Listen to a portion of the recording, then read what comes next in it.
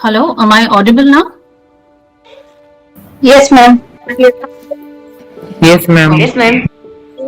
Okay. Hello, everyone, and thank you, sir, for the wonderful introduction and the recap that you talked about. You know about the what the university and sorry, what the company stands for, and what you've been doing so far, and the motive that this company has been set up with. It was very impressive.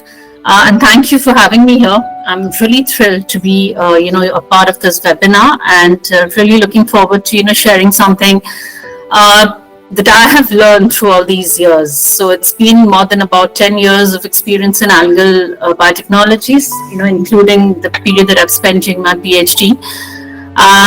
When I was, starting my research, I had many questions with the whys, whats, and hows of it should go on.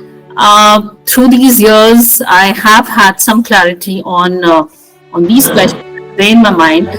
So yes, I really look forward to sharing all that I've learned and something that I can do to clarify the doubts that you have. So yes, please feel free to ask me questions at the end of the session, and I'll be really glad to answer them.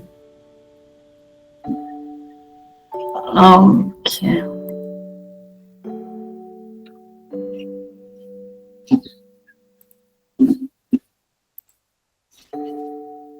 Is the screen visible to all? Yes, ma'am. Yes, ma'am. Okay. Yes, ma'am. So without any further delay, let's just get started with it. I'm really happy that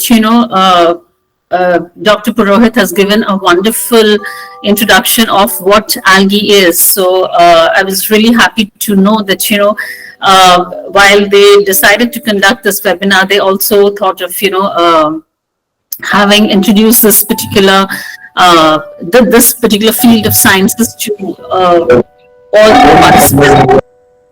So it's like, I did do a small research on hereditary bioscience when I was invited to be a speaker here. And honestly, the topic that, I chose to speak on today is not just because, I work on this particular field, but yes, looking at the potential of what hereditary biosciences stands for and what it looks forward to, achieving in years to come. I felt that if they start working on this particular field, it's really going to be a wonderful achievement, not just for them, but also for this field of algae biotechnology, because throughout this period of research, whenever be it during my academic stay at IIT or the industrial experience at Indian Oil, what I've learned is just knowing something is not important. What is important is spreading awareness of what you know, is spreading your knowledge, is working at it, not just for developing a technology, but ensuring that this technology gets applied. In other words, you may say that it's very important to ensure that the knowledge that you have with any particular field, and in this case algae in particular, you get it applied and get it commercialized and get it industrialized. So when I was at an academic setup, all I knew was that you need to work on a particular topic. You need to find out what is the current area that is in demand. You need to find out the research gaps, and you need to address that. And in the process, you can develop a particular technology or maybe something else that translates into publications or patents.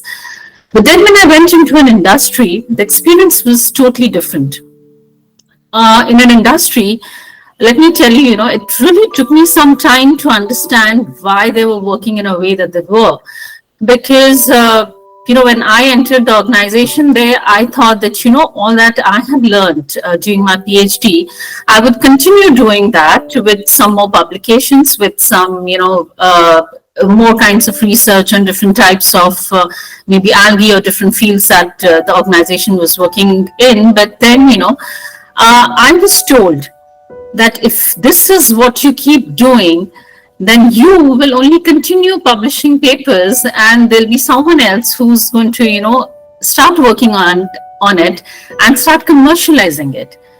And initially, I didn't really take up that idea because, I was in an academic setup all throughout. And as you all know now, I also belong to Bhubaneswar. That's my home city. I've done all my education there. And I belong to a family of, people who have been to the services of education. So we have all been very academic, the setup at home, setup, in school, college, everywhere has been likewise. So yes, when I went in industry, it was like a shocker for me when they told me that, okay, fine, you don't really have to keep doing research on one particular thing. What we need you to do is that, you get it translated into something that can be commercialized. And yes, with that pressure, luckily I got to, file 2 patents. I think that I wouldn't have been able to do had I been in an academic setting, because I'm not complaining, but the situation is always different. So because there's so many participants here today, and because this webinar is being hosted by a company, so my idea today in this presentation is to give you a 2-pronged strategy. If you wish to continue in academics, what do you need to do? If you wish to move to an industry, what do you need to do? Because this is a difference that normally haunts our minds, especially if you have been in an academic setup for a very long time.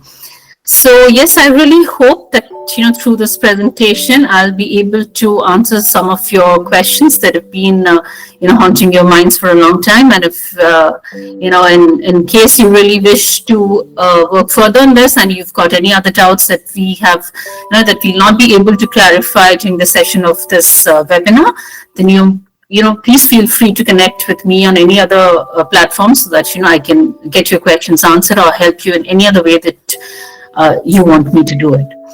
So yes, let's get started. And as I start this presentation, as I've already told you, there's a huge number of participants. As I was told by Ms. Shushri, plenty of participants who are actually going to log into this webinar today.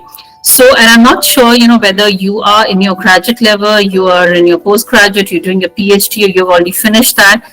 So hence, I've tried to make it a combination of both basic and advanced, so that in case you have no idea about this particular field, you can still get to understand what it is.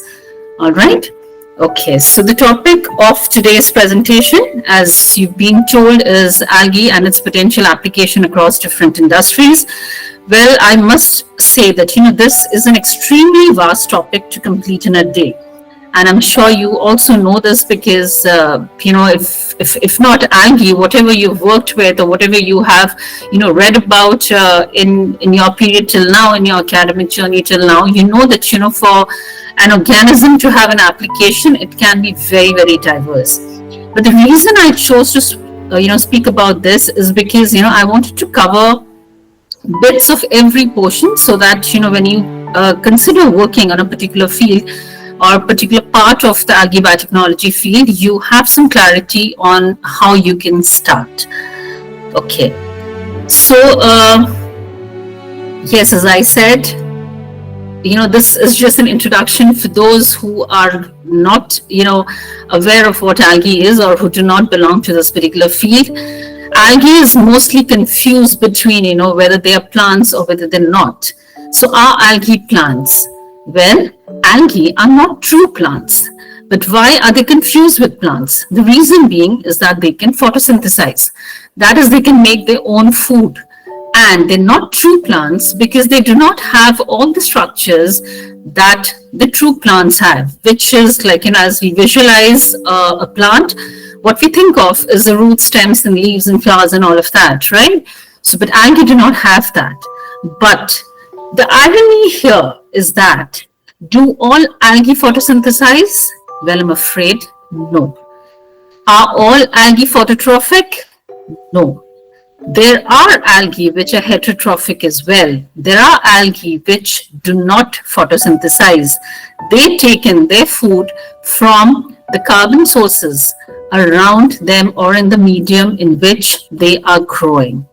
So this algae, what is another interesting part about the algae is that they are polyphyletic. Now, what do I mean when I say they're polyphyletic? I mean that they do not have a common ancestor, okay, which is, why the algae are extremely diverse.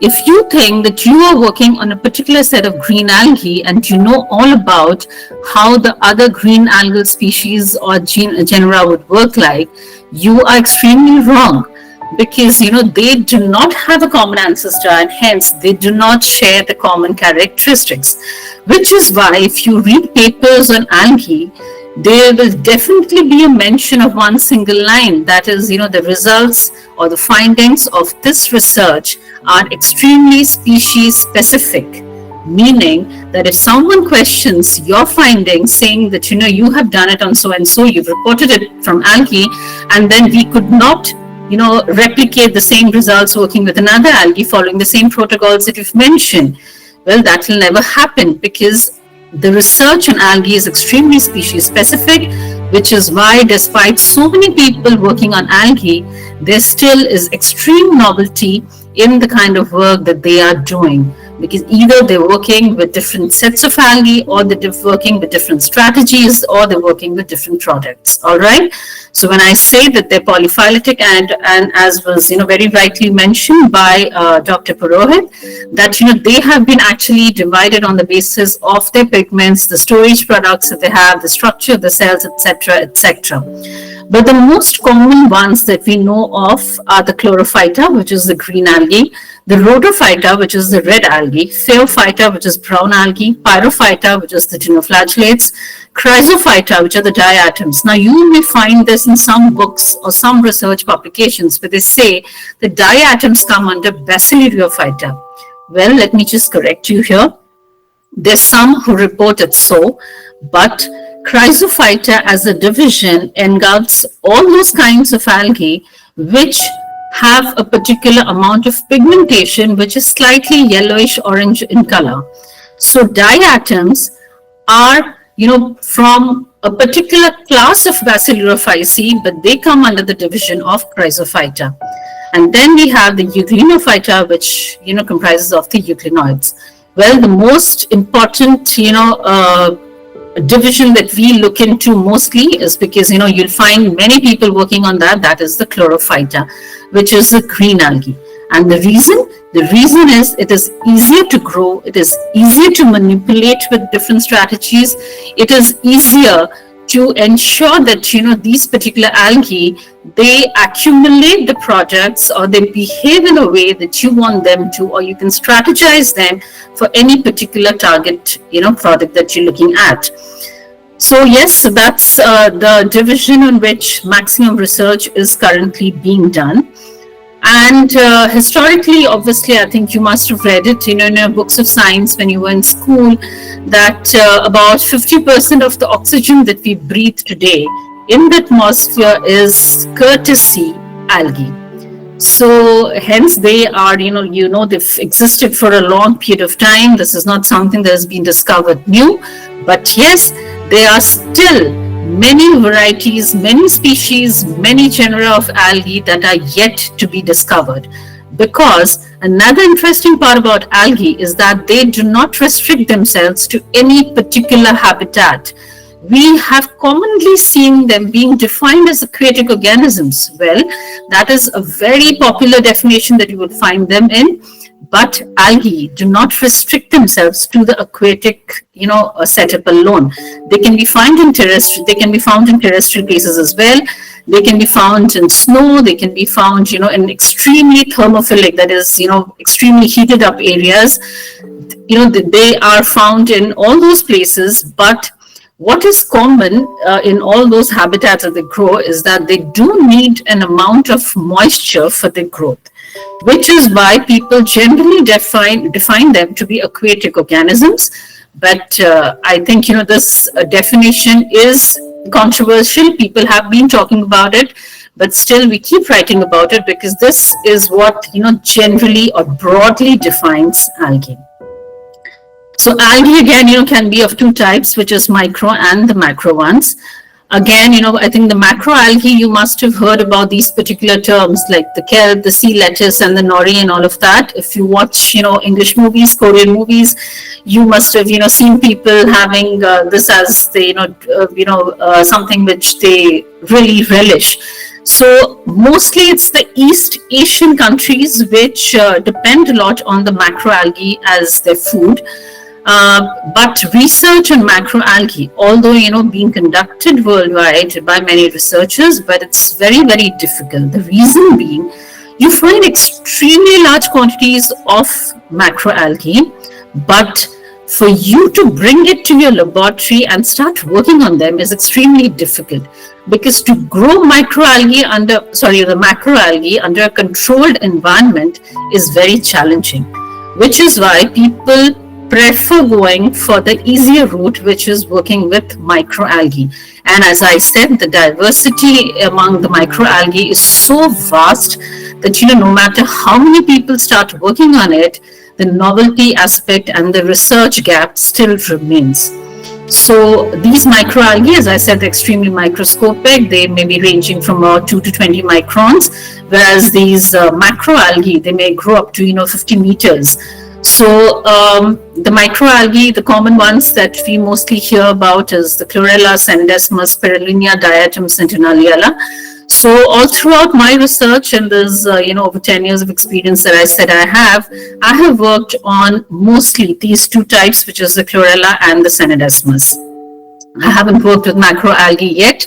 The place where I'm working now, which is the Institute of Water and Wastewater Technology, which is a part of the Durban University of Technology here in Durban, South Africa. We started working on macroalgae last year in December. So, we had a team which went to Cape Town. I'm sure people must have heard about Cape Town. It's a very famous tourist place. So yes, Cape Town has many areas which has got ample amount of macroalgae growing there. So we tried collecting and tried experimenting them in lab. And as I said, all we could do is just extract them from the lot that we had got from their shores, because we could not try and grow it in a laboratory setup. And it's not just us, there are many people who actually face this kind of a difficulty. So yes, it's the microalgae which people are working on mostly. And as I said, what are these, important characteristics? Why are people so interested in algae now? What are the important characteristics that actually differentiates it from the other kinds of microbes that you have? When you talk about high value compounds, when you talk about fuels, is it that it's just algae which has it? Well, I'm afraid no, because if you're talking about any kind of a product, what does it get generated from? It gets generated from lipids, fats, and carbohydrates. So do you think there's no other organism which has it? So why is everyone actually looking at algae? Because they have certain characteristics which are difficult to find in the other organisms, which are also being worked upon for maybe different industrially important products. So what are those characteristics? First is that they're photosynthetic. So when I say they're photosynthetic, I mean that if you want to cut down on the costs, if you want to make it cost competitive, you can prefer to grow algae under direct sunlight conditions. You do not have to, use those LED lights or maybe, the energy, high energy instruments to provide light to it, because it is photosynthetic and it can take in its energy from the sunlight and make its own food, which also helps in generating the bioactive compounds that we are interested in. Second, it's extremely fast growing, and this makes it ideal for higher number of cultivation cycles per year. Now, what do I mean when I say cultivation cycles per year? Let's say you're working on a particular plant for biofuels, and say you're working with the palm tree, and then you're working with algae. So what happens is the palm tree takes months to grow, grow to an age where you can harvest it for the fuels. But if you have algae, you can design a strategy where you can produce it in the minimum amount of time, and once you have the product harvested from it, you can again put it for another cultivation cycle, which makes it more efficient in terms of costs. That is, if you are using a particular organism, say, about you can grow it for 5 cycles in a month, and another organism which takes about 5 months for one cycle, then definitely you can calculate that it is algae, which makes it more cost effective. Then it has got this high nutrient absorption capability. See, it's not just in a country like India, but in many countries, even, here in South Africa, people deal with a very, very common problem, and that is wastewater. Why? Because it is not just the industries, but we the people who are extremely responsible for polluting our environment. No matter how much we read about it, we still have this habit of, as we call it, we probably justify our deeds by saying that the human nature. But yes, we do it. We have this habit of discarding our waste in the water bodies, of throwing it elsewhere, and most importantly, if you're going to the beach or you're going to some other place. I remember I'd taken my parents to Haridwar, and there we have this habit of all going inside the water body and taking a bath. We call that we sanitize ourselves, it's for the purity of soul and everything. But as an environmentalist, is that supposed to be done? I'm sorry, that's not supposed to be done actually, but we do it for many purposes. So with all these things, many countries generate this kind of a water source, which is the wastewater.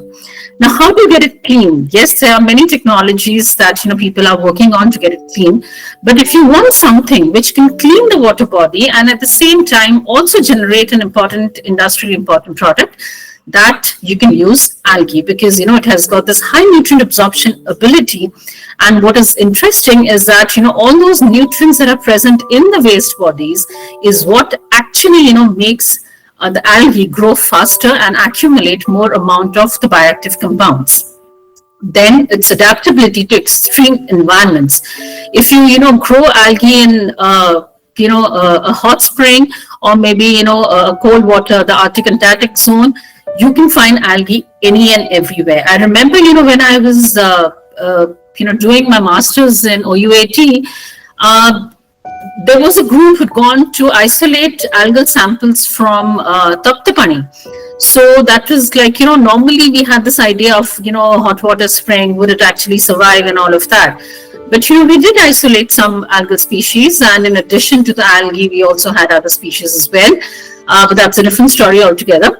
So yes, they have this adaptability to stay in extreme environments, which is why you can put them, more into industrial use, irrespective of the place where the industry is set in. And the most important characteristic of algae is its secondary metabolite production. The point which this entire presentation is based on today. Algae produce very, very important bioactive compounds as their secondary metabolites. Now, what do I mean by secondary metabolites? Algae, every organism for that matter, has a growth cycle, right? It has a lag phase, a log phase, and then it has a stationary phase, and then a death phase. So normally, for the primary metabolites, they are produced when the algae is actively growing. But in case of algae, the important high-value products are mostly obtained when the algae reaches the late stationary phase and it initiates the death phase. Hence, we call them the secondary metabolites. So these are the products which are in demand, and if they are properly used for other industrial purposes, they are really high-value compounds. So the first thing that we want to talk about is algae in the biofuel industry. Now, the reason I chose about it first is not because, the maximum number of people are working in the biofuel industry now, but also because when I started my research, I started working on biodiesel. So hence, this being, my first love with algae. So yeah, that is why, I chose this to be my first slide when we start talking about its application in various industries. Now, what are the different algae biofuels that we all know of? The most common ones: biodiesel, bioethanol, biogas, the biojet fuel, and hydrogen, right? So biodiesel, we're talking about lipids. You get the lipids transesterified, that becomes the biodiesel, bioethanol from the carbohydrates. Biogas is after undergoing the anaerobic digestions, the microorganisms that break down the organic matter in the absence of oxygen to produce the biogas. So you know what it can be used for? It can be used for heating electricity generations. Then the biojet fuel, that is, through hydrothermal liquefaction, and then hydrogen. Certain algae species under specific conditions can produce hydrogen, which is a clean fuel that can be used in fuel cells or combustion engines. When I was working at Engine Oil, there was another department which was the fuel department, and they had, made a hydrogen pumped bus. So there was a bus which was running in the campus, and that used hydrogen as its fuel. So yeah. So what are the challenges of these algae-based biofuels? We know that algae can be used as a source, as a renewable source for producing different types of biofuels. But nothing good comes without its challenges, right? You always have a price to pay for every good thing that you need to work on or need to use. So when we talk about anything that relates to algae, we talk about sustainability, right? So when we talk about sustainability, what exactly are we looking at? Are we only looking at making it cost effective, or are we only looking at, controlling the GHG emissions? Well, sustainability actually is of three types. One is economic, one is environmental, and one is social. So whenever we work on anything that is a renewable source and that can be utilized for production of certain industrially important products, what we actually look at is first making it cost effective, obviously.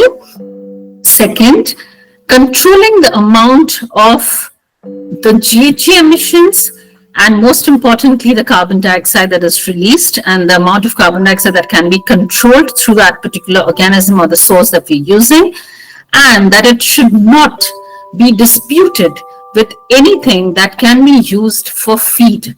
So I'm sure, if you read any paper which is related to algae, there'll be a line. As I said, there's one particular line that you find in all papers in general, which is, this research is extremely species specific. Similarly, there's another thing that, people normally talk about. One is, whether it is disputed with the food and feed debate. Sorry, the food and the fuel debate. And the second is whether it has been, the waste to energy conversion. So these are the areas where, people actually talk about algae. And another word, which is very fancily used is the green energy. The green energy, again, is not just algae, it's any biological resource. But yes, overall, it's all talking about sustainability. And why algae in particular is the advantages that I just mentioned. So what are the challenges that we are looking at when we are targeting biofuels from algae? First is the low biomass yield. I'll just show you a table after the slide where people have done some research on what exact amount of biomass do you need if you want to make it cost competitive with the petroleum-based fuels that you have. So I'll show you that further. So whenever we target a research on any particular product, be it cosmetics, be it fertilizers, be it fuels, we primarily look at a strategy which produces the target compound alongside the biomass yield. So hence, we always say that, this is the strategy that we propose for extensive production of this particular compound without compromising with the biomass yield. So this low biomass yield, if in case we have a strategy where we're getting a lot of product but we're having a lower biomass yield, it is a challenge. Second, the cultivation. So why I said cultivation is because, if we have to make it economically sustainable, we have to ensure that, it is cultivated in a process where, it uses maximum amount of naturally available resources instead of using very high energy, substances, because, that would raise the price of the cultivation strategy. Then harvesting and drying. Likewise, it's all the same that we want to make it cost competitive. So for harvesting, for extraction, and for any other purpose that we have, which is involved, which is a part of the cultivation process, we ensure that we put in least amount of energy intensive processes, technologies, or instruments in it.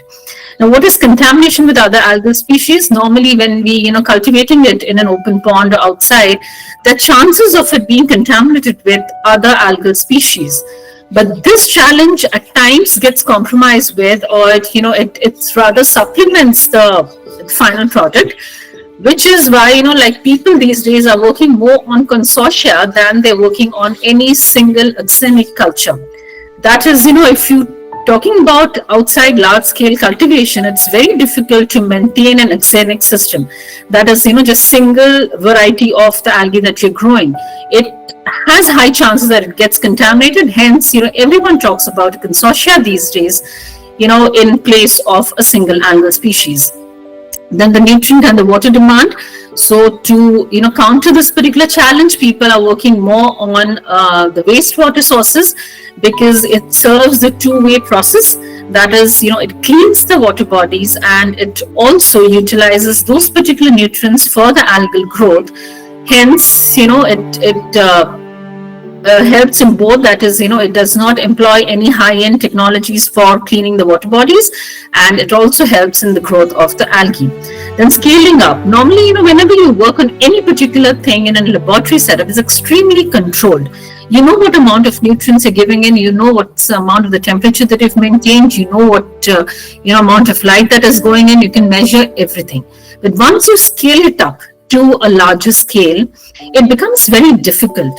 I'm not just talking about scaling up, in an open pond. Even when you scale it up in an industrial setup, where it is the closed room, but still, higher quantities are always susceptible to higher challenges. Hence, scaling up always becomes a challenge, which has to be, very, very cautiously looked into. Then the inconsistent oil content. The many algae species that told you about, varieties of species, but not all of them are oleaginous, which means that not all of them have a very high oil content. And this inconsistent oil content is a challenge, and hence it's very important that you look into an algal species if you're working on biofuels, specifically biodiesel. You need to ensure that the consistency of the oil content, or the consistency at which the oil content gets augmented in that particular organism is consistent. Then the competition with other algal applications. What do I mean by this? You must have heard about refineries, right? If you know Ambani's, refineries.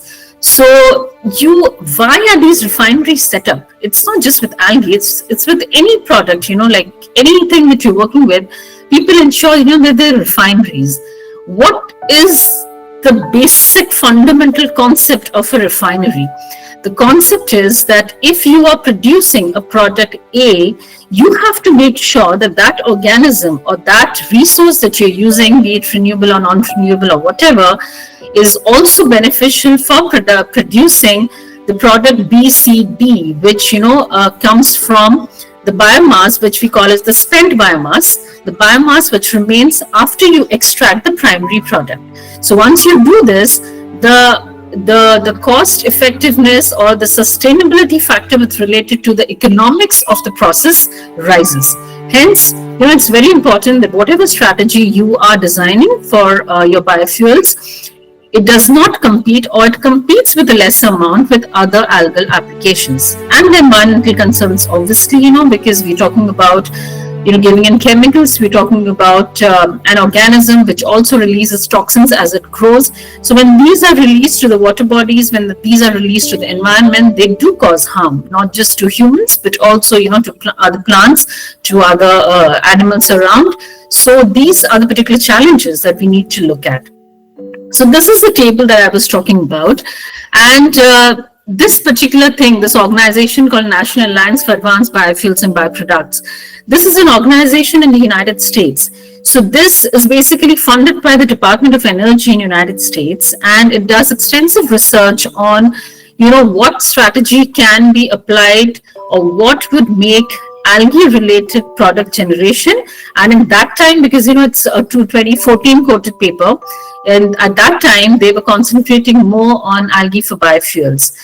Similarly, some other people, have also independently worked on this particular strategy. But normally, when we work on algae, like, for the kind of work that I do, we normally avoid doing a cost calculation at this stage, because the kind of things that we're using, it does not always become cost competitive, right? So if you are talking about a cost comparison with a petroleum based fuel, it becomes challenging. Hence, these days the research in algae is mostly oriented towards strategizing, product development and biomass generation. But as per these, research reports by these people, they say that if you actually want to make algal biofuel, specifically algal biodiesel, competitive with the petroleum diesel, the amount of price that it should come down to is about $1.58 per gallons of gasoline equivalent. All right, and to achieve that, what you have to do is that the productivity of the biomass of the algae which is grown should be around 60 grams per meter square per day, which is huge. And you should cultivate it using carbon dioxide from flue gas.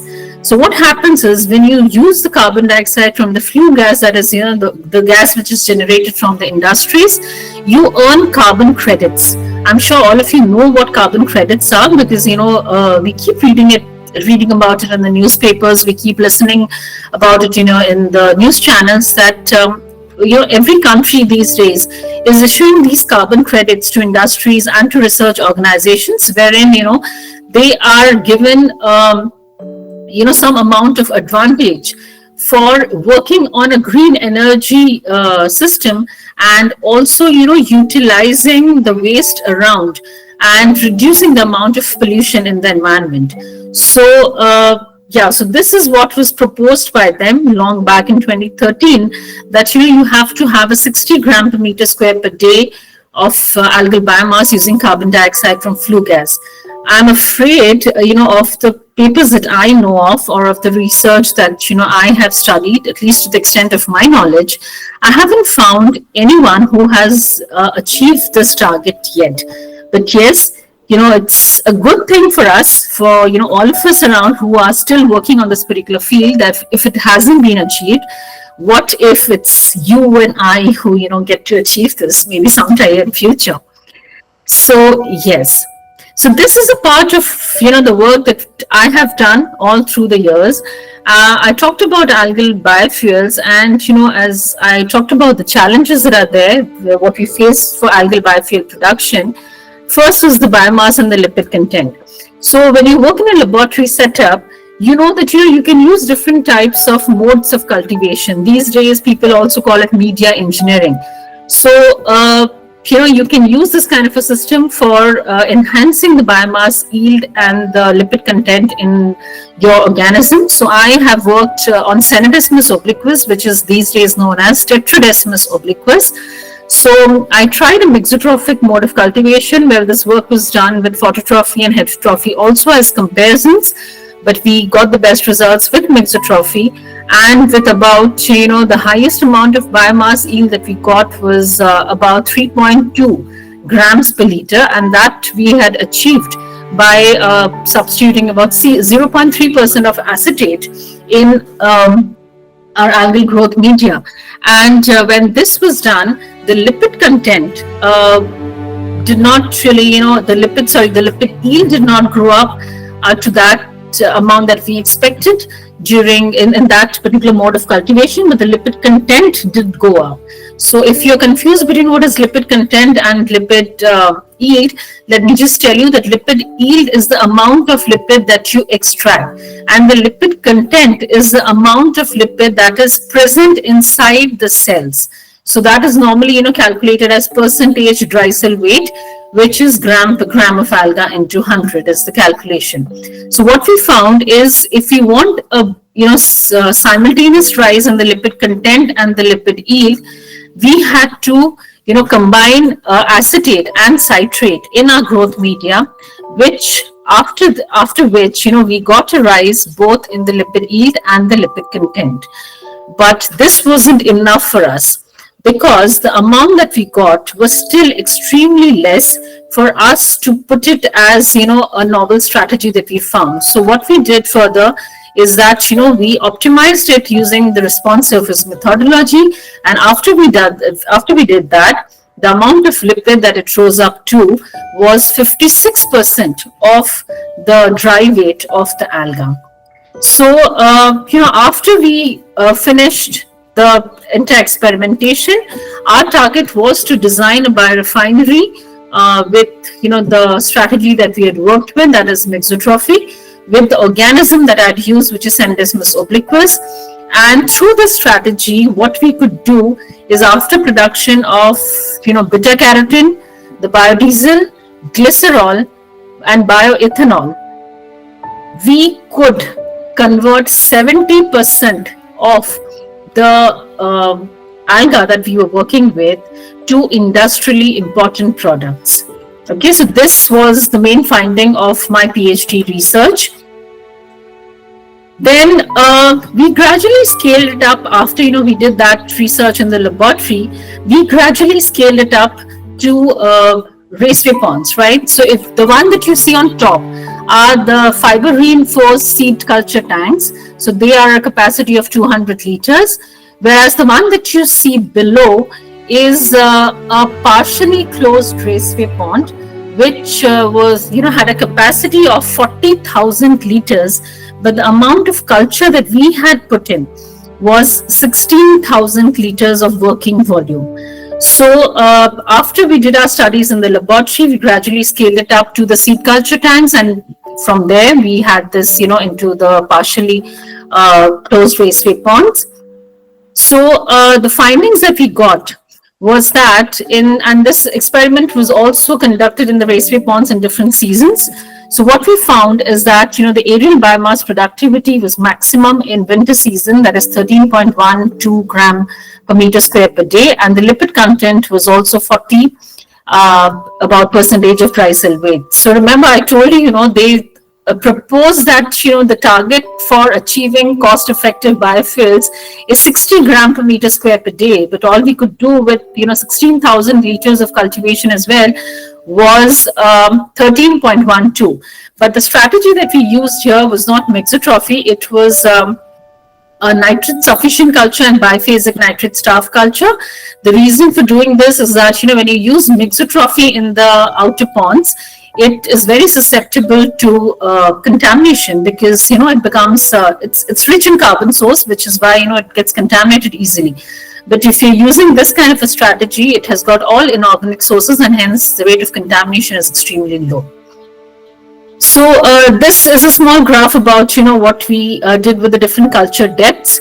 So that when you work with the open ponds, you have to be very sure about at what culture depth are you getting your maximum biomass and your lipid, because the amount of depth till what I mean the depth to which your light energy can penetrate, that is, the sunlight can penetrate, is limited, right? So you have to experiment with that. So in our case, we found that up to 30 centimeter depth is what we could find the maximum growth. But after that, going below, probably the sunlight wasn't reaching enough, which is why the biomass growth and the lipid content reduced.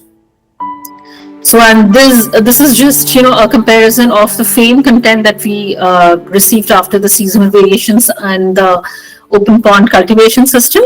So normally, when you have your biodiesel extracted and transesterified from the algae, you need to run it through a gas chromatography column, and then you have to analyze the FAME, that is the fatty acid methyl ester composition there. So higher the amount of saturated fats, the better is it for the biodiesel.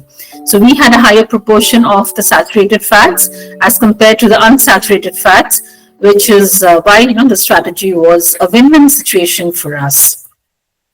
So then after that, we went into modifying the fertilizers or the nutrients that goes into that particular cultivation system. So we used a farm fertilizer system. This farm fertilizer was designed and optimized in our own laboratory. So we did it by the combination of the naturally available nutrients that are normally there. So this is just a design of how the experimental work was carried out. So this was tested with 8 different types of microalgae, and excluding Cynodesmus armatus, the rest 7 types of algae showed better growth in our own designed and optimized farm fertilizer media as opposed to the N11 synthetic media that you normally use for algae growth. For algae growth, you use 2 types of common media. It's either BG11 or it's N11. So we were using N11 media, that's a synthetic medium.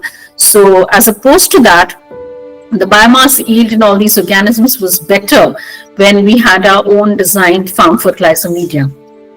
Now, interestingly, when we did a cost comparison with the design media and the synthetically available media for 10,000 liters of algal culture in open ponds, we found that our medium was more cost competitive or was more cost effective as compared to what it was with the N11 medium for obvious reasons, right? You cut down the price with the nutrients.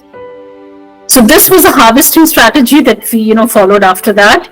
So these are actually 20-liter bottles, and after having it grown in the laboratory cultures, we got it scaled up, and what we could see is that it produced a compound which I'm sorry, I'll not be able to name the compound now because it is still under publication.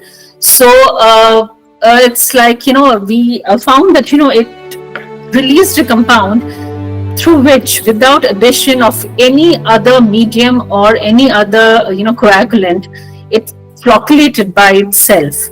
And this flocculation happened within the first 15 minutes of re-stopping the air supply. That is, the air purging was stopped, and within 10 to 15 minutes, we found complete flocculation of the algal culture. So these are certain successful algae biofuel projects that we all know of. So whenever you do, as I said, if you're doing it in the academic setup, it stops after you find out a particular strategy. But if you have to, you intend to go into industries, you must know that not all strategies actually work in an industry setup, which is why people are still working and experimenting on that. So these are some very famous companies that I'm sure you must have heard of, which have worked with algae biofuel projects. That is the ExxonMobil and the Synthetic Genomics. They tied up and they genetically engineered an algal strain to produce algae biofuels. So this was mostly done to earn the carbon credits, but yes, they weren't very successful in producing the biofuels as competitive with the petroleum-based fuels. Which is why they have also diversified themselves into producing more high-value compounds now. But they're still at it, and they aim to make algae biofuels commercially viable by about 2025. Let's see, it's next year maybe. We'll see if they are successful or not.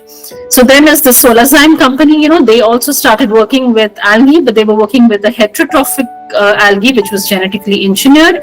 So they also tried, producing cost-effective algae biofuels, but then again, it's difficult. It's not that they weren't successful, but with the heterotrophic algae, there were many points that they did mention, which was very beneficial as compared to the green algae. So they were successful, but the amount that they were targeting at, they couldn't achieve that, which is why they also have diversified their company products to more high value products, which is like the cosmetics and the pharmaceuticals and all of that. And while doing that, they changed the company's name from Solazyme to Theravia. But they're still working on algae biofuels, and let's see what they come up with. Then there's Algenol. Algenol is also a company which is worked with cyanobacteria. Again, that is also genetically engineered. So they also wanted to produce cost-effective biofuels, but then again, they're still working at it. And the advantage that Algenol has is the kind of resources that it is using as feedstock, that is as nutrients for the algae to grow, are all natural feedstocks. So hence, for Algenol to make it more cost competitive, it is very easy. But again, when you're using natural sources, they are not free from bacteria and all of that, which is why, it becomes highly challenging to design this kind of a strategy, but they're still working at it. Then there's Sapphire Energy. Sapphire Energy is clever in a way that instead of targeting any one kind of a biofuel, what it did is that it said it will produce green crude. That is the crude oil that we get after hydrothermal liquefaction. So that may contain, your lipids, that may contain, your fats, it may contain anything, but that's a crude oil. And this crude oil, it wanted to sell to make it cost competitive with the petroleum crude. And all these companies that I'm naming, and also some more which I haven't put in the slides, all of these, they are their target is to actually use it directly in the vehicle engines instead of undergoing any kind of modification, and that target is to actually cut down on the prices. Then we have algae in food and nutrition. So whenever you go to any any pharmacy and in other outlets as well, you can find many supplements that are present which have got algae in it. So most common ones are spirulina and chlorella tablets, right? So they can be used for supplements, for functional foods, and the superfood ingredients which get incorporated into the snacks, the baked goods, etc. The seaweed that I talked about, which is mostly consumed in the East Asian countries, that's the nori, the wakame, and the kombu, and the algal oil, which is rich in omega-3 fatty acids. In addition, it is also used for animal and aquaculture feed, and most importantly for fish and shrimp feed. So this was also a type of work that I had done during my PhD, and interestingly, here at IWWT, we are also working with the same strategy, but with a different algal strain and with different types of fish.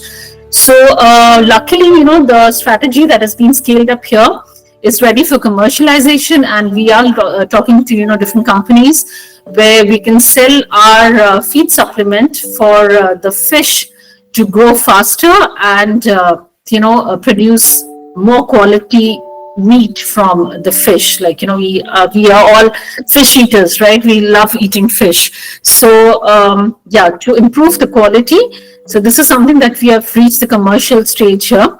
I'll just give you an example of what we had done during my PhD work. So we'd use these fish tanks, and they were used in duplicate, and we used different types of the diet, the algal diet, to feed the fish. So normally, what do the fish actually like? Is it the algal protein that needs to be extracted and given to them? Well, that is not going to be very cost effective. So what we did is we used the whole the algal biomass, and we use different proportions of the algal biomass along with the common diet, the standard diet that the fish are used to. That is, the synthetically available diet that they're normally used to. So we had one with the standard diet, one with the whole the Semidesmus obliquus diet, and the other one which was the standard plus whole Semidesmus obliquus biomass diet, where I've shown in the 50-50 diet, but this was not the optimized one. So we started off with different percentages of the standard and the whole obliquus biomass diet, and what we finally reached at is the best results were obtained after we had a diet which consisted of 25% of the standard diet. The whole microalgal biomass was 25%, and the extracted microalgal protein was 50%. So I just said that, just using the microalgal protein would not be very cost effective. So while doing the study, we not just, targeted feeding more amount of the extracted protein to the fish and bringing about some development in the fish, but we also simultaneously designed a strategy through which the protein could be extracted without using any harmful chemicals or any costly chemicals, naturally in large quantities from mass amounts of algae. Okay, so this protein that was extracted, the combination of all this was pelletized, and then it was fed into the fish. The kind of fish that we used in our experiment were a mixture of the top feeders, the middle feeders, and the bottom feeders, so that if the algae, the pellet dissolved and it went to the bottom, the fish would still be able to feed the diet, like to take in the diet. So these were certain parameters that we looked into, that is the body weight gain, the specific growth rate, the feed conversion ratio, the protein efficiency ratio. So what is the difference between the feed conversion and the protein efficiency ratio? That is, for the feed conversion, we checked is like what amount of feed that we were giving in was actually translating to some, rise in some aspect of the fish, be it the body weight or the fish muscle or whatever. So that was the feed conversion ratio. Then the protein efficiency ratio is what amount of protein that was going in was being translated. Then it was the apparent net lipid utilization, which is the amount of lipid that was going in, how much of it was in the body of the fish. Then the omega-3 fatty acid content, the protein productive value, and the metabolic growth rate.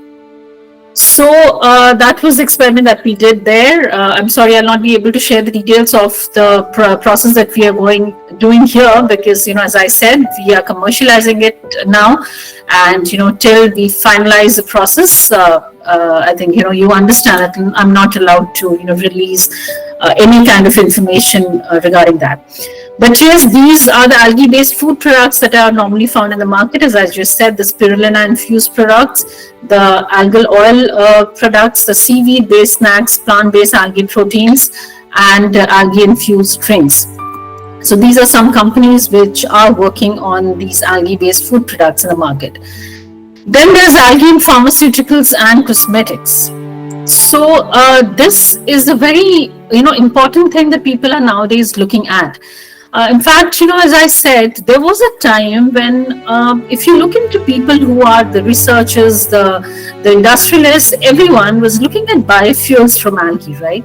So these days, you see more of them actually targeting the high value compounds. The reason being, although algae biofuels are very high in demand, right? You've got number of vehicles, so obviously you need them for transport, you need them for energy in different appliances and all of that. So because the more in demand, but unfortunately, to make it more cost competitive with the petroleum based fuels, you have to make it low in price. So it does not really benefit the producer much. So in comparison to that, if you produce a high value compound along with the biofuels, what happens is that the amount of money or the profit that you earn while selling your high value compound in addition to the biofuels, it becomes more cost effective. It becomes more sustainable, so to say.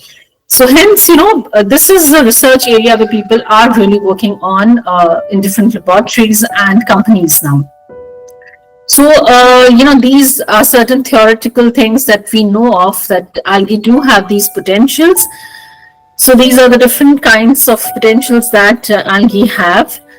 And what I just mentioned. So this is basically, the kind of graph that goes. So the market demand is always inversely proportional to the amount of profit that you get.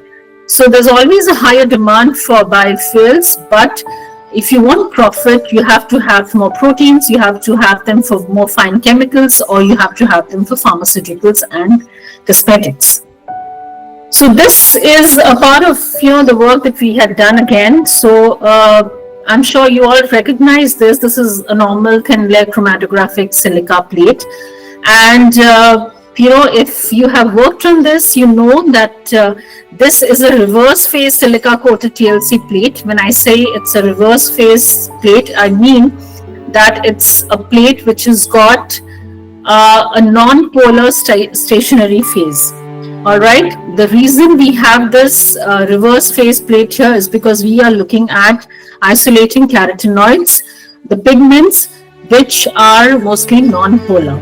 All right. So we use this TLC plate from the alga, and what we observed is that the plate that you see on your right is the one with the standard beta carotene that has been obtained from the market, and the one on the left is the extract that we obtained from our algal culture. So luckily, to our surprise, what we observed is that our algal culture did have number of pigments in it, and then we went on to strategizing a process where this amount could be augmented and the different pigments could be isolated separately for us to work further on that. So this was just a short experiment that was done to find out which extracting solvent worked best for the carotenoid extractions. And this is a table when, as I said, we were strategizing different methods. And because I've mostly worked on mixotrophy, so this is what I basically target on always. And it's not just that, I've worked with the chemical part, but yes, I've also worked on certain natural resources for mixotrophy.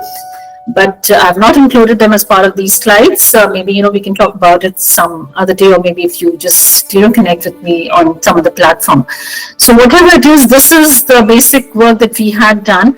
And this is for, the mixotrophic approach that we observed. And what we saw is the beta-carotene amount that we were targeting there raised to a significant amount when we had citrate supplementation for of about 0.3% in the algal growth medium. So this is a picture of the extract that we had. So as I said, normally every experiment works in a similar way. That is, you first have your own strategies, you put in different permutation combinations, you see what is the output, and then you go in for optimization of the process. For most of my experiments, I've always, relied on the response surface methodology process because, I'm more comfortable with that, so I use that. And after optimization, this is the color difference that, we observed. So the right one is like, the one which was not optimized. You can see it's very faintly colored, but the one on the left is, it looks really orange, which means that this got more amount of pigments in it. So these are again some popular cosmetic brands which use the algae extracts. It is the La Mer. It's one of the most famous examples, because it uses the algae-derived ingredients in the luxury skincare line. So the signature product is the Crème de la Mer. It contains the miracle broth, a proprietary formula made from fermented sea kelp, which is the macroalgae. Then there's Biotherm. This French skincare brand harnesses the power of algae and its life plankton essence, which contains a thermal plankton, which type of microalgae. Then we have the Body Shop. It's known for its eco-friendly and sustainable products. So the seaweed oil control gel cream uses these seaweed extracts from the North Atlantic to control the excess oil production, reduce shine, and hydrate the skin. Then there's H2O Plus, the marine-based, skincare brand. It emphasizes that, if you use the algae products like Oasis Hydrating Treatment and See Results Deep Sleep Recovery Cream, then, which contains spirulina and laminaria, you will have a good, impact on your skin quality. Then there's Elemis, which is a British luxury skincare brand. It incorporates algae into its Pro Collagen Marine Cream, a best-selling anti-aging moisturizer. Then we have algae in wastewater treatment. So we know how we can produce different types of products, be it the low value, high demand, or the high value, low demand products. Then let's come into the bioremediation part. Okay, so we have cultivated it, we have targeted our products, we know what strategy we are wanting to use. Now let's look at some factor which also benefits the environment in addition to making it more cost effective, and that can be done through the wastewater treatment or the bioremediation, whatever you may call it as. So this happens through the nutrient removal process, then the oxygenation process, the heavy metal and toxin removals, pathogen removals, treatment of municipal wastewaters, and through algae-based constructed wetlands. So what does this wetlands do? They use the algae along with aquatic plants and microbes to remove the contaminants and improve the water quality through natural processes like filtration, absorption, and nutrient uptake. So this is our work that we've done with the wastewater treatment plant.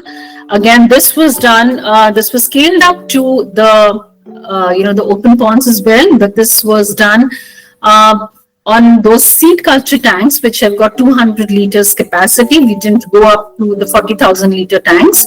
So, if you have worked with wastewater, if you've ever studied any paper, read any paper which has worked with wastewater, you know that there are two types of wastewater people work on. One is the primary treated wastewater, the other one is the secondary treated wastewater. The primary treated wastewater is the one which only has the sedimentation process done. That is the higher solids, which the larger particles which are there, they get sedimented, and that is the primary treated wastewater. But in the secondary treated wastewater, the companies which are using this wastewater, the companies which are releasing this wastewater, they do some amount of chemical treatment in it, so which has got higher amount of removal in them. So normally, for algal growth, secondary treated wastewater is the most beneficial strategy. So we worked on the secondary treated wastewater. There were certain wastewater parameters that we looked into, and our target was to look at the elevated biomass, the amount of bioremediation efficiency, and biodiesel production. So this is the biomass yield that we got, with different percentages of the primary treated wastewater and the secondary treated wastewater. So in our case, 50% of both primary treated wastewater and secondary treated wastewater was good as compared to the other percentages that we worked with. But if you compare the secondary and the primary wastewater, the secondary one resulted in higher biomass of the microalgae as compared to the primary one. Then this is the lipid yield that we also measured. Again, as I said, it's a secondary treated wastewater which gave us, better results in terms of the lipid yield. So this is a table which talks about, the changes in the parameters that actually happened in the wastewater after we got it treated with the algae. Or should I say, after we got the algae grown in the wastewater media. So normally, when you work with wastewaters, there's certain parameters that you look at. That is the pH, the dissolved oxygen, the chemical oxygen demand, total organic carbon, ammonium, nitrates, nitrites, phosphates, etc. Because these are known to be the nutrients which are present in the maximum amount in the wastewater, and these are also the parameters which the algae are very efficient at treating. So as you can see from the table, after we got it treated with the test alga, the amount of the harmful compounds were reduced to a very significant level. Now this is the table which talks more in terms of percentages. So the COD got reduced by 80%, the TOC by 91%, ammonium by 92%, the nitrites at 92%, the nitrate at 89%, and the phosphate at 72%. And all this was done with the 200-liter raceway ponds and at a culture depth of 20 centimeters. Well, the name has changed from S obliquus to T obliquus now because, there was a change in the nomenclature and the naming, few years after we started working with it. So now, Senidesmus obliquus is referred to as Tetradesmus obliquus wherever you see. So these are again some successful algae-based wastewater projects that, people are working in. That is the algae turf scrubber. So, there's been a case study in US in it's like, it's one of the largest estuaries in the United States where the algae turf scrubbers have been used to reduce the nutrient pollution, which has been a major cause of algal blooms in dead zones. Well, algal blooms are also a threat to the environment, let me say that. Although, we've been saying throughout that, algae benefits the environment by, treating the wastewater, but excess amount of algae in a particular water body is also dangerous because what it does is it creates, suffocation for the other aquatic organisms which are inside the water bodies, that is at a lower depth, because algae, they grow on, the topmost layer, and then, they create eutrophication, asphyxiation, and all of that. So hence, algal blooms are also a major threat. So these systems have been shown to have great promise in removing nitrogen and phosphorus from agricultural runoff and stormwater before it enters the bay. Then there's this high-rate algal ponds. There's been a case study in India's sewage treatment. In India, these high-rate algal ponds are being used in small towns and rural areas to treat sewage and wastewater in a cost-effective and sustainable manner. They help reduce the chemical oxygen demand and remove the harmful pathogens.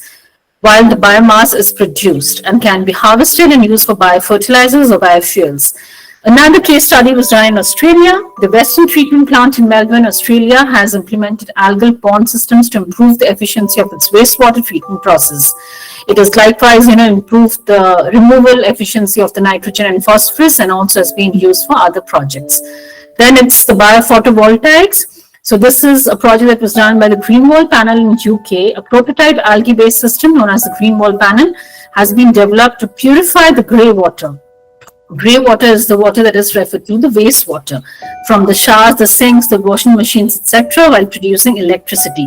The algae absorb the nutrients from the grey water, improving its quality, while the energy produced through photosynthesis can be harnessed for small-scale power needs. So then is algae in bioplastics and materials. So these are certain components in algae, the polyhydroxy alkanoids, the starch, etc., which can be used for production of the bioplastics and other kinds of the textiles, the fibers, etc. They are used for sustainable packaging, for construction materials, for insulations, etc., and including the biobricks from algae. So the companies adopting these algae-based materials are, to name a few. I'm sure there must be others as well, but these are the few that I chose to name in this presentation. So, which is Algix from USA. It's a US-based company that produces algae-based bioplastics under the brand name Bloom. They harvest the algae from water bodies experiencing harmful algal blooms and convert it into eco-friendly materials for use in footwear, sports equipment, and packaging. By utilizing algae from polluted waters, it helps mitigate the environmental impact.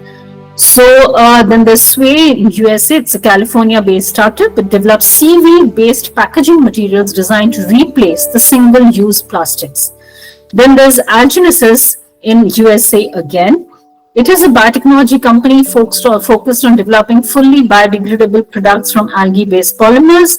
The proprietary material, which is Solake, is used to create biodegradable shoes, surfboards, and other consumer products. Then there's Lolliware from USA.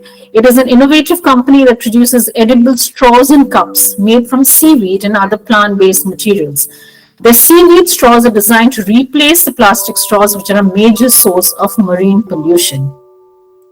Then there's algae in agriculture. So when we talk about algae in agriculture, the primary thing that we're talking about is algae as biofertilizers.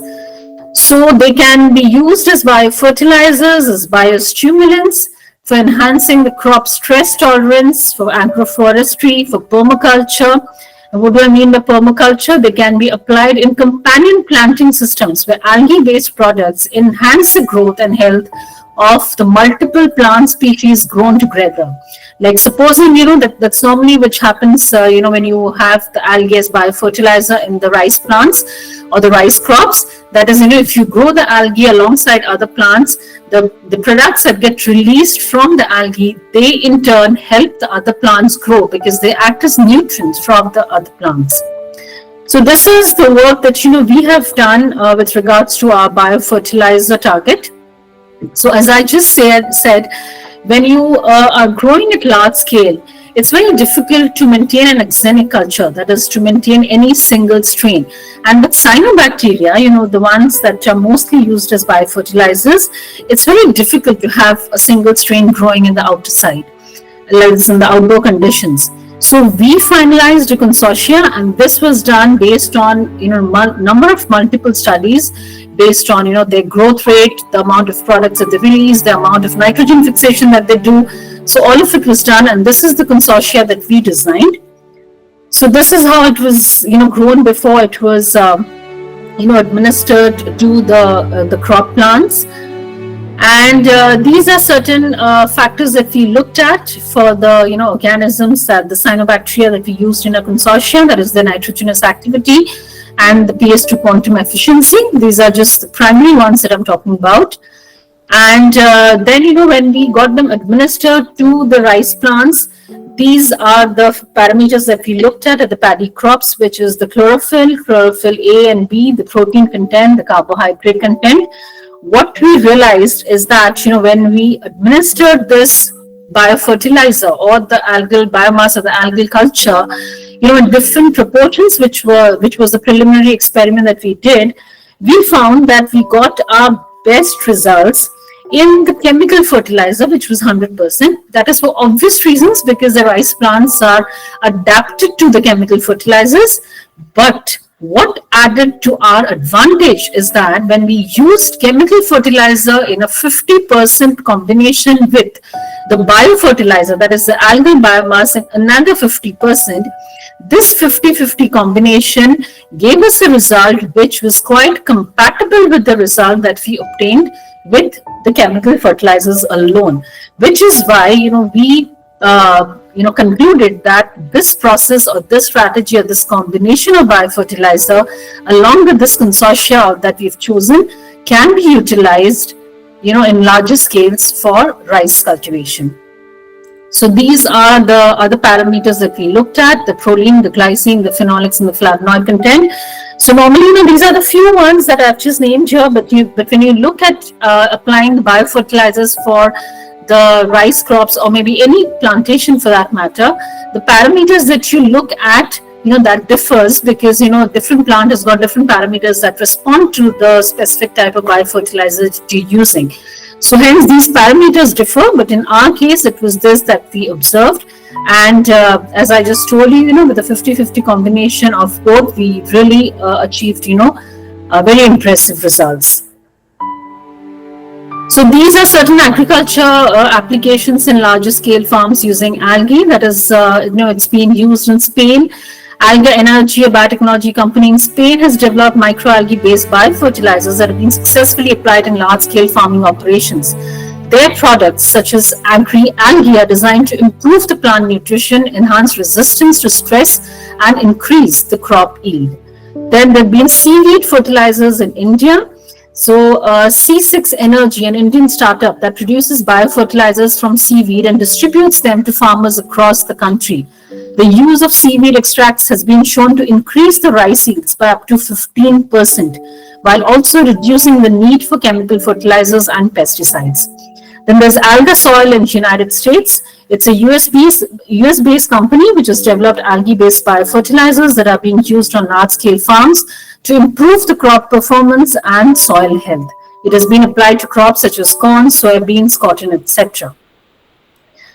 So finally, when we talk about so many applications of algae, it's like something that happens alongside these applications is it does carbon capture, carbon sequestration. The most important quality of algae, which is why people, despite their failures or the hurdles that they're receiving, they still continue working on algae, because algae are very, very efficient carbon sequesters. And carbon dioxide, as you know, in excess amount in the Earth's atmosphere is a greenhouse gas, which is not at all good for the environment, for us. So algae for carbon capture, as these are certain facts that I've just mentioned. Studies have shown that some species of algae can capture up to 2 kg of carbon dioxide for every 1 kilogram of biomass which is produced, making them a highly effective carbon sink. So there are many algae cultivation industries that are located with carbon intensive industries such as cement production, oil refineries, and coal-fired power plants, because they release extreme amounts of carbon dioxide. Hence, people strategize to have algae farms alongside or in the near vicinity of these industries, where the algae can take in the carbon dioxide emissions, preventing the release into the environment. Then algae biomass can be converted into biochar, which is a stable form of carbon that can be buried in the soil for long-term carbon sequestration. Algae biofuels, again, as we just talked about, they are also very good at capturing carbon dioxide and can replace the fossil fuels. Then there's another term, I don't know if you've heard about it, that's called blue carbon sequestration. What happens is when the algae die or they're harvested, some of the carbon is sequestered in the ocean sediments or in the deep sea environments, where it can be stored for centuries. And this helps offset the carbon emissions and mitigate the ocean acidification. And this process is called as blue carbon sequestration. And then the kelp forest, that is the microalgae that we talked about. These also act as carbon sinks, capturing atmospheric carbon dioxide through the ocean-atmosphere exchange. So, although people are working on different applications, there's been worldwide research, but as I said, there still remains plenty to be done. There still remains many aspects, many questions that are unanswered. There are still many, the factors or the avenues that you can look at if you're talking about algae research. So the future prospects mostly that people are looking at these days is using genetic engineering methods through CRISPR technologies, by synthetic biology applications, that is you have more biological pathways or systems that you construct for high value products. Then you have advancements in the photobioreactors, because photobioreactors, when we talk about photobioreactors, we understand the glasswares that we have in the laboratories. But if you've read about papers and research that is being done on a larger scale, people are using different materials for photobioreactor construction and for lighting up the system while the algae is being grown. So those bioreactor advancements are also something that people are looking forward to for more cost-effective production of the algae-related products. Then obviously this nanotechnology, this is something that I have started working on after I've come to this place. And yes, the many factors that we are looking at, something that is very interesting to find out, but maybe I'll talk about it maybe after I have the publications out. So in addition to these things, like we mentioned, the different companies, and I'm sure I don't know if this question has come to your mind, but it did to my mind when I read about it for the first time. That is when I started off doing my PhD. It's like, why is that most of the companies in the countries like US, UK, and other parts of the world, why is that the companies are restricted to those particular areas? What is lacking? Is it that the researchers in the other countries are not well equipped? Is it that they're not well trained, or is it that they're not well educated? But what I got to understand is that the government incentives play a very vital role in promoting research. They play a very vital role in giving incentives and credits through which the industries and the academics get motivated and get they and start getting interested and energized for more amount of research with any particular product or maybe any particular renewable resource. So these are certain government incentives that we know of, which is the carbon credits and the emission reduction incentives that I talked about while I was talking about the biofuels. So in the US, the Environmental Protection Agency and the other government bodies have introduced policies that provide tax credits for renewable energy projects, including algae biofuel production. This makes algae biofuel production more competitive with fossil fuels and accelerates the adoption of algae-based energy solutions. Then there are renewable energy targets. The renewable fuel standard in the US mandates the use of biofuels, including algae-based biofuels, as part of the nation's fuel supply. Then there have been grants and research fundings, and then there have been sustainability and circular economy policies as well, like the European Union's plastic strategy.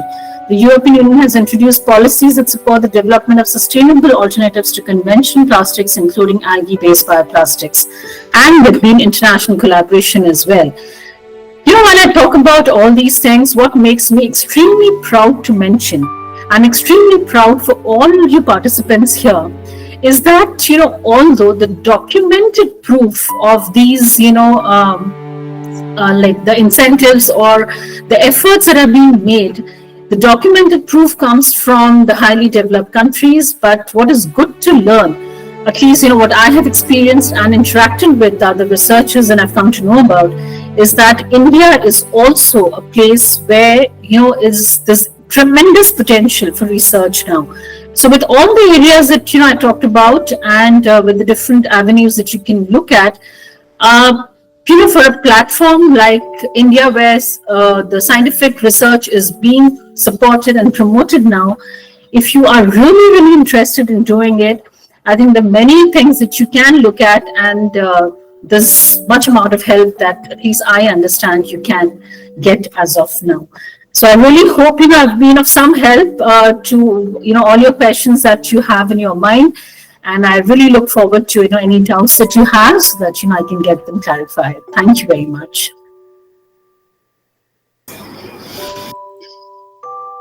Thank you, ma'am. Nice present. Now the audience, this is open for the discussions. Anyone have questions?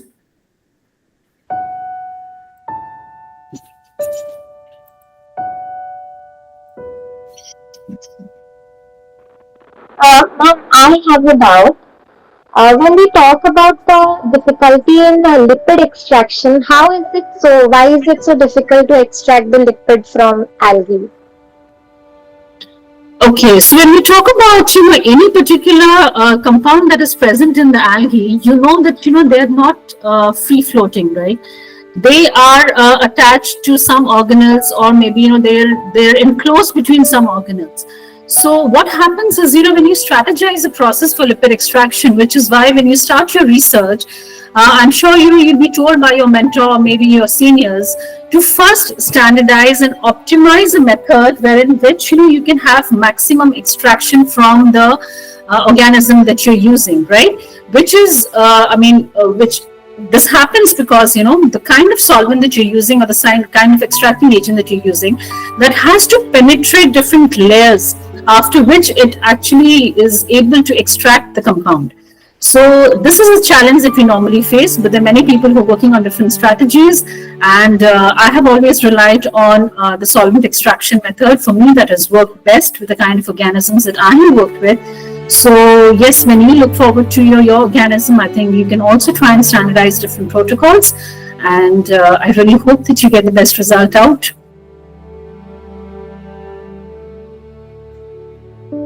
Thank you, ma'am. Thank you. Ma'am, I have a doubt. Yes, please. Ma'am, how can you utilize CRISPR technology in algae? Sorry, could you please repeat?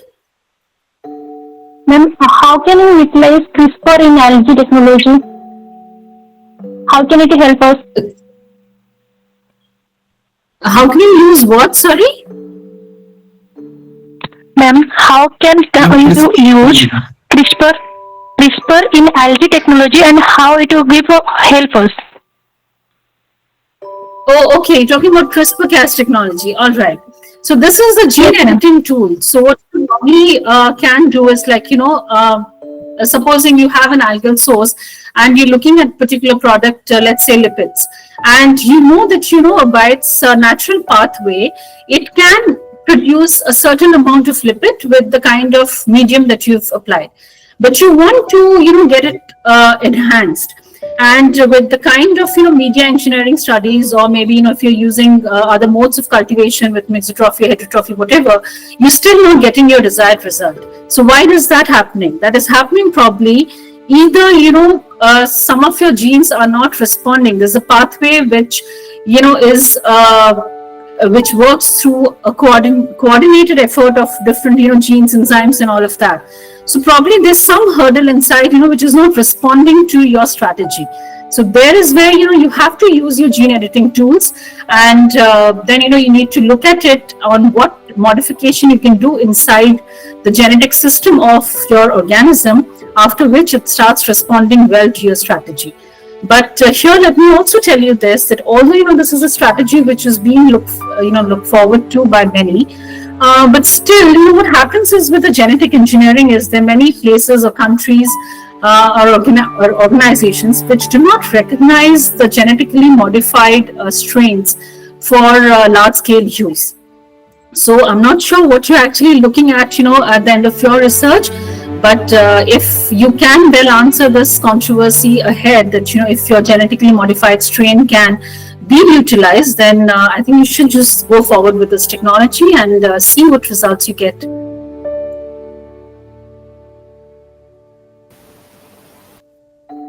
Thank you, ma'am. Thank you. Ma'am, am I audible? Yes, you are. Ma'am, if there is more sustainability in biofuel science, in vehicle industry or any other industry, then why it is called that electric is the future of vehicle or any other industry, and why government is not focusing on biofuel sciences? Okay, as I just said, the challenges that we have with biofuels is the cost. All right, so no matter how many advantages you have, you still have, a constraint, which is the cost. The many companies we're working with, where, the strategies that they are utilizing for algal biofuel production on a commercial scale, it's always something that counters the entire strategy is the final cost of making it cost competitive with the petroleum based fuels. All right, like let me just give you an example. We know that something that people have been talking about these days is artificial intelligence, right? But how many papers can you find now? And it's not something that we're just talking about maybe in 1 year or 2 years time. We've been talking about artificial intelligence for a period of time now. So why is it that not many researchers are still working at it? So it's not that it does not it will not benefit us, but there are two kinds of research. There's something which is short term, there's something which is long term. So with algal biofuels and with, for that matter, any biomass related biofuels, it is a future of tomorrow. For that to be cost competitive, people are working on multiple strategies, and I'm sure one day we will definitely come up with this thing where we can have algae biofuels. And as I mentioned, there are people who are still using, like when I worked at Indian Oil Corporation, I've seen people who are using different types of biofuels, not necessarily biodiesel, but other kinds of biofuels from algae for vehicles as well. But yes, when the government strategizes a particular policy, it has to look into the profit as well, which currently is with the electricity generated vehicles. But yes, the future has many questions which are unanswered. Let's see. I'm really hopeful that in years to come we will definitely switch to algae biofuels, and that will also be cost effective. Okay, thank you, ma'am. Thank you.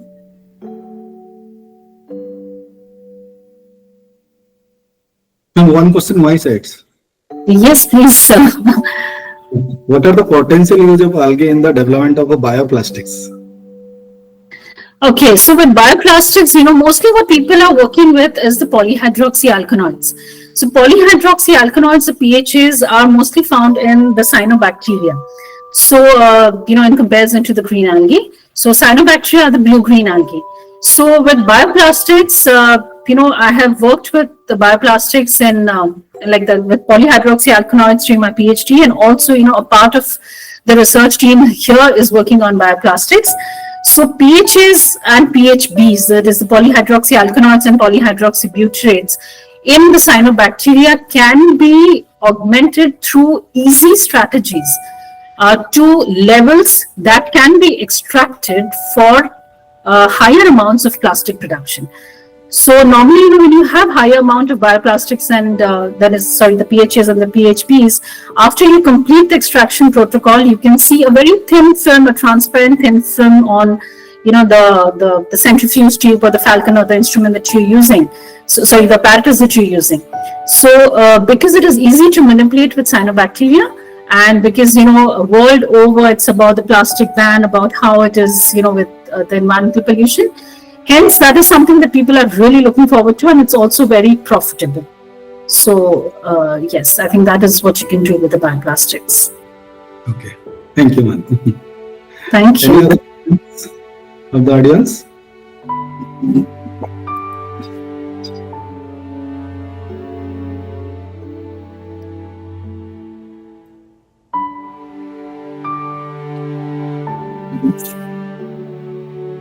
Ma'am, what are the suggestions would you give the audience?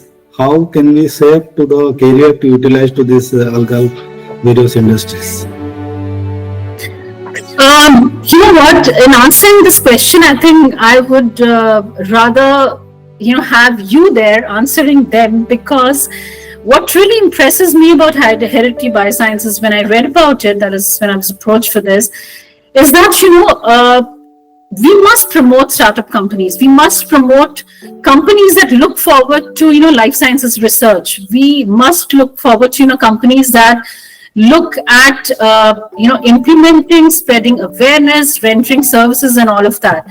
So algae is basically, as of now, it's mostly restricted. I say mostly. I do not say only restricted, but mostly restricted to the academic world.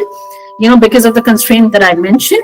But yes, if company like yours, start employing people who are equipped or trained with this, research area, then I think, you can actually utilize this for many industrially important products, and that in return will generate employment, addressing the social sustainability part of algae-related, compounds. Okay. Okay. Thank you, ma'am. Thank you. Any questions from this audience sides, or else we will wind up this session?